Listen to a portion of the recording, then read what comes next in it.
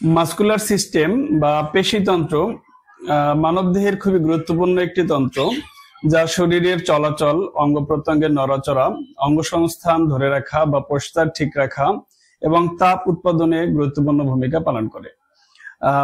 Muscle মূলত সংকোচন এবং প্রসারণ বা কন্ট্রাকশন এবং রিল্যাক্সেশন এই প্রক্রিয়ায় কাজ করে। মানবদেহে কয়েক ধরনের মাসেল রয়েছে, যেমন স্কেলিটাল মাসেল বা কঙ্কাল পেশি। স্কেলিটাল মাসেল মূলত ঐচ্ছিকভাবে ব্যবহার করা যায়, অর্থাৎ এটি ইচ্ছা অনুযায়ী কাজ করা যায়। এটি হাড়ের সাথে যুক্ত থাকে। সাধারণত চলাফেরা এবং যে কোনো কাজকর্ম করবার সময় এই পেশিগুলো ব্যবহার হয়। স্মুথ মাসেল বা অনিচ্ছাকৃত পেশি বা অনৈচ্ছিক পেশি, যেগুলো ইচ্ছাকৃত ভাবে ব্যবহার করা যায় না। শরীরের কিছু ইনার অর্গান যেমন অন্ত্র বা ইন্টেস্টাইন, রক্তনালী এবং ইউটেরাস, এই সমস্ত অর্গানে এই পেশিগুলো থাকে। এর বাইরে আরেক ধরনের পেশি রয়েছে, যেটি হচ্ছে কার্ডিয়াক মাসেল বা হৃৎপেশি। আমরা জানি যে হৃৎপিণ্ড একটি বিশেষ ধরনের মাসেল দিয়ে তৈরি। এটিও অনিচ্ছিক পেশি, অর্থাৎ এটি ইচ্ছা করে ব্যবহার করা যায় না, কিন্তু এর একটি নিজস্ব রিদম রয়েছে, যাকে কার্ডিয়াক রিদম বলা হয়। তো মূলত আজকে যে বিষয়টি নিয়ে আলোচনা করব সেটি হচ্ছে মায়োপ্যাথি। মায়োপ্যাথিটা প্রধানত স্কেলিটাল মাসেলের সাথে বা ঐচ্ছিক পেশির সাথে রিলেটেড। মায়োপ্যাথি নিয়ে আজকে যেহেতু আলোচনা করব, ফলে অন্যান্য মাসেল নিয়ে আর কথা বাড়াচ্ছি না। তো মায়োপ্যাথি সম্পর্কে একটু সংক্ষেপে বলি। প্রথমে সেটি হচ্ছে, এটি এমন একটা অবস্থা যেখানে মাসেল ফাইবার বা পেশির কাঠামো বা পেশির যে বিপাক নিয়ন্ত্রণ, এখানে ত্রুটি হয়। ত্রুটি হওয়ার ফলে এর শক্তি এবং কার্যক্ষমতা কমে যায়। সাধারণত এর সাথে স্নায়ুর ক্ষতিটা যুক্ত থাকে না, বা যুক্ত না থাকলেও এই সমস্যাগুলো দেখা দেয়। তো এটার প্যাথোফিজিওলজি বা এর রোগের যে কার্যকারণ, সেটিকে যদি আমরা ব্যাখ্যা করি, তাহলে মূলত তিনটি বিষয় পাওয়া যায়।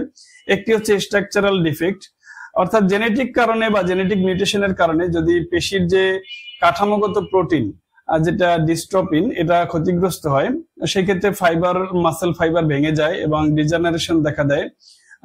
ফলে মূলত এই সমস্যাগুলো দেখা দেয় মায়োপ্যাথির ক্ষেত্রে। এর বাইরে হচ্ছে মেটাবলিক ডিফেক্ট দেখা দিতে পারে, যেমন পেশিতে যে শক্তি উৎপাদনের যে প্রক্রিয়া, মাইটোকন্ড্রিয়াতে যে শক্তি উৎপাদন হয় এনজাইমের সাহায্যে, সেখানে যদি ত্রুটি দেখা দেয়, ফলে এটিপিতে ঘাটতি দেখা দেয়। এবং এই ক্ষেত্রে দেখা যায় যে এক্সারসাইজ ইনটলারেন্স তৈরি হয় বা মাসেল উইকনেস তৈরি হয়, অর্থাৎ সামান্য কাজে বা সামান্য এক্সারসাইজই মাসেল ক্লান্ত হয়ে পড়ে, বা এই কাজটি কন্টিনিউ করা সম্ভব হয় না আক্রান্ত ব্যক্তির পক্ষে। এর বাইরে রয়েছে ইনফ্ল্যামেটরি অথবা ইমিউন রিলেটেড বা ইমিউন মেডিয়েটেড ড্যামেজ। কখনো কখনো শরীরের ইমিউন সিস্টেম এই মাসেল ফাইবারকে আক্রমণ করে, যেমন নেক্রোসিসের ক্ষেত্রে নেক্রোসিস বা ইডিমা এবং ক্রনিক উইকনেস তৈরি করে। এটিও মূলত মায়োপ্যাথির একটি অবস্থা, বা এই কারণে মায়োপ্যাথি দেখা দিতে পারে। তো তাহলে আমরা মায়োপ্যাথি স্টাডি করে পেলাম যেখানে হয়তো স্ট্রাকচারাল ডিফেক্ট থাকতে পারে, বা মেটাবলিক ডিফেক্ট থাকতে পারে, অথবা ইমিউন রিলেটেড ড্যামেজ থাকতে পারে, অথবা একাধিক বা তিনটি বিষয়ও একসাথে থাকতে পারে। এর উপরে মূলত এর তীব্রতাটা নির্ভর করে। মায়োপ্যাথির ক্ষেত্রে যে সাধারণ লক্ষণগুলো দেখা যায়, সেগুলো হচ্ছে পেশি দুর্বল হয়ে পড়ে বা মাসেল উইকনেস দেখা দেয়। এটি ধীরে ধীরে বাড়তে থাকে। সাধারণত থাই, হিপ, শোল্ডার এবং আপার আর্ম, এই মাংসপেশিগুলো প্রথম দিকে আক্রান্ত হয়। এবং পেশি খুব সহজেই ক্লান্ত হয়ে পড়ে, অল্প সময়ে সামান্য কাজ করলেই ক্লান্ত হয়ে পড়ে। চলাফেরা করতে সমস্যা হয়, বিশেষ করে সিঁড়ি দিয়ে উপরে ওঠানামা করতে এবং হাঁটতে গেলে সমস্যা হয়, ভারসাম্য নষ্ট হয়ে যায়, হয়তো দেখা যায় পড়ে যাওয়ার উপক্রম তৈরি হয়। কখনো কখনো শরীরে কোনো নির্দিষ্ট স্থানে কম্পন অনুভূত হয়, যেটাকে ফেসিকুলেশন বলা হয়। ছোট মাংসপেশিতে এরকম সব নড়াচড়া অনুভূতি হয়, বিশেষ করে পায়ের পেশিতে বা মুখমণ্ডলের পেশিতে এই ধরনের সমস্যা অনেক সময় পরিলক্ষিত হয়। এর বাইরে খিঁচুনি দেখা দিতে পারে এবং মাংসপেশি স্টিফ হয়ে যেতে পারে বা শক্ত হয়ে যেতে পারে। মাংসপেশি স্টিফ হয়ে গেলে সেই ক্ষেত্রে মাসেলের পাশ দিয়ে অতিক্রমকারী নার্ভের উপরে বাড়তি চাপ পড়তে পারে। সেজন্য মায়োপ্যাথি অর্থাৎ মাংসপেশির ব্যথার পাশাপাশি এই নার্ভের রিলেটেড পেইনও দেখা দিতে পারে। এবং এর নমনীয়তা, মাংসপেশির নমনীয়তা যদি নষ্ট হয়ে যায়, ইলাস্টিসিটি নষ্ট হয়ে যায়, সেই ক্ষেত্রে কাজকর্ম করার ক্ষেত্রে মুভমেন্টে সমস্যা হয়। কখনো কখনো দেখা যায় যে মুখ এবং গলার পেশি যদি আক্রান্ত হয় মায়োপ্যাথিতে, তাহলে দেখা যায় কথা বলতে এবং গলাধঃকরণ করতে বা খাদ্য গিলতে বা খেতে অসুবিধা হয়। এগুলো হচ্ছে মায়োপ্যাথির সাধারণ লক্ষণ। এই লক্ষণগুলো দেখে মায়োপ্যাথি সন্দেহ হলে বা মনে হলে কনফার্ম হওয়ার জন্য আমরা কিছু করতে পারি, পরীক্ষা নিরীক্ষা করতে পারি। যেমন ইলেকট্রোমায়োগ্রাফি পরীক্ষা, এর মাধ্যমে মূলত মায়োপ্যাথি শনাক্ত করা যায়। এর বাইরে ব্লাড টেস্ট রয়েছে, যেমন সিকে বা সিপিকে অর্থাৎ ক্রিয়েটিন ফসফোকাইনেস। এই পরীক্ষাটির মাধ্যমেও পেশির যে ক্ষতিগ্রস্ততার হার বা রেশিও সেটি ধারণা করা যায়। এবং চূড়ান্ত ভাবে বা ফাইনাল বা একেবারেই একুরেট ডায়াগনোসিসের জন্য মাসেল বায়োপসি করা যেতে পারে। মূলত মায়োপ্যাথি দেখা দিলে আমাদের ট্রিটমেন্টের যে লক্ষ্য বা গোল বা প্লান্ট মেডিসিন দিয়ে যে চিকিৎসার কথা আমি বলবো, সেখানে আমাদের কি কি অ্যাচিভ করতে হবে।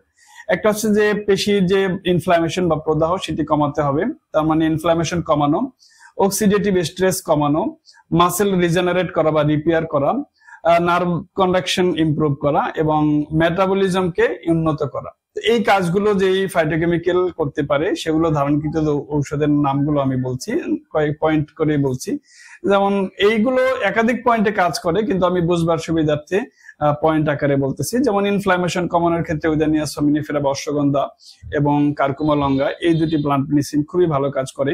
এর যে ফাইটোকেমিক্যাল রয়েছে কার্কুমিন এবং উইদানোলিট, এগুলো ইলাস্টিসিটি বৃদ্ধি করে, প্রদাহ এন্টি ইনফ্ল্যামেটরি ভূমিকা রয়েছে। বিশেষ করে কার্কুমা লঙ্গার প্রদাহ বিরোধী মারাত্মক ভূমিকা রয়েছে, অর্থাৎ যে কোনো প্রদাহই এটি কাজ করে প্রদাহ কমিয়ে আনতে পারে। অক্সিডেটিভ স্ট্রেস কমানোর ক্ষেত্রে জিঙ্গো বাইলোবা এবং ব্রাহ্মী বা হাইড্রোকোটাইল এশিয়াটিকা ভূমিকা রাখতে পারে। জিঙ্গো বাইলোবা এবং ব্রাহ্মী এক্ষেত্রে প্রমিনেন্ট ভূমিকা রাখতে পারে অক্সিডেটিভ স্ট্রেস কমিয়ে প্রদাহ কমাতে বা মূলত এই যে মায়োপ্যাথির যে মাসেল ডিজেনারেশনটাকে রোধ করতে পারে। এর বাইরে হচ্ছে মাসেল মেটাবলিজম বা রিজেনারেশন বাড়ানোর ক্ষেত্রে ট্রিবুলাস টেরেস্ট্রিস, এটি মাসেল গ্রোথে কাজ করে, বিশেষ করে টেস্টোস্টেরন হরমোন ব্যালেন্স করে।